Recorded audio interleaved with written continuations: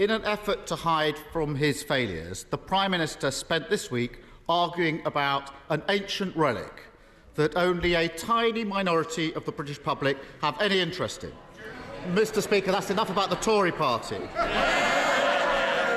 In 2019, they all promised the country that they would control immigration, numbers will come down, the British people will be in control. How's it going? Prime Minister. Mr. Speaker, let me be crystal clear. The levels of migration are far too high, and I'm determined to bring them back down to sustainable levels.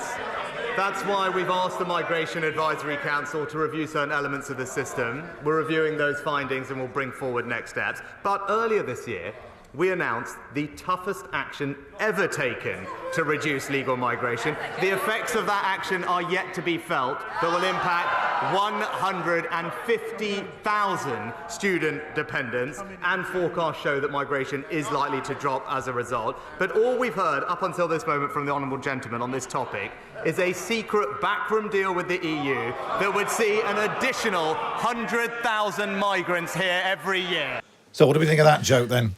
Oh, he set it up nicely. I mean, it was a predictable joke. I was excited. I thought this is yeah. Who's the relic? Who's it going to be? Who's it going to be? Who's it going to be? And it must have been someone in the, you're waiting for a Norman Tebbit type. You want to... Or David Cameron. There was a Yes. David Cameron, Yes. fussing about an old relic. Yeah. Dragging him back. Broken away from the yeah. Well, once again, a stand-up comedian and a hilarious columnist are funnier than the Labour Party's joke writers. But the joke writer's even written something that's okay. Why, when he's about to deliver the line, does he throw in Mr. Speaker at the top? And even if he'd had a good gag, he's killed it with that. Yeah. But that's enough about. But that's enough about is also such a. It's when someone goes at the end of a not very good joke. It's like putting "meanwhile" in a news story to link the two unconnected parts of it together. What my favourite for doing that was always elsewhere. Elsewhere. Here's some news, then elsewhere. And you also have you practice the joke. Has he not? William Hague always talks about that, practicing the joke again in front of a room. Has Keir done that joke? But enough about the Tory party in front of a room full of cronies who all laughed. It makes me angry that you've got that close to a joke and not worked on it better. That said, all we said was they'd talk about the marbles and about immigration, and frankly, Giles and I have nailed it already, so absolutely. We might as well go home. Well done. You can do the rest of it on Well, your Matt own. and I are having lunch, so we can't go home. We can't. That's true. Get through somehow. So he asks about. He points out that immigration is at a record high, and then Rishi Sunak says, "Yes, it is. It's really high. It's terrible business." Well, not just that. He's going to be crystal clear about it, Matt. He's going to be crystal clear. Just as he's been crystal clear with his cabinet about what he's going to do about, illegal immigration. We're still waiting, aren't we? And that's the problem with all this. We're less than a year from a general election, and the people behind him are getting quite antsy about it.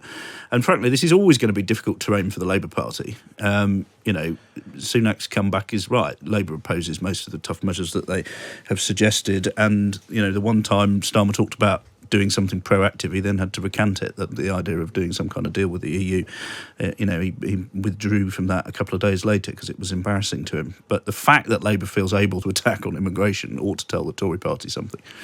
And also, just explain what the secret deal with the EU is that he talked about in response, accusing Labour. Labour's view seems to be that if you turn up and are nice to Brussels, that they will help you stop the flow of migrants through Europe to Britain's borders. Now, anyone who's paid close attention to this knows that a lot of other countries are taking in far more people than we are.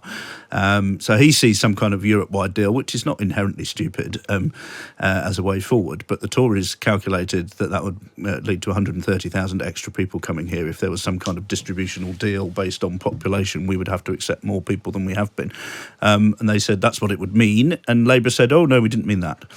So, But even given that the legal migration is running it, net migration is what, 700 and, what was it last week, 65,000? Something like that. 100,000 doesn't sound that many.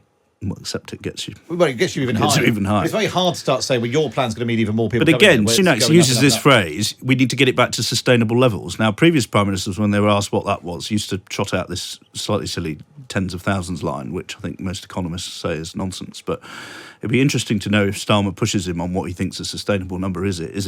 Because pre-Brexit, it was about 250,000, I think. Yeah. Certainly it'd come under 300,000 a year. I think most members of the public, if asked, would say that was too high. They certainly think 700 plus is too high. So I don't know what Sunak thinks is sustainable.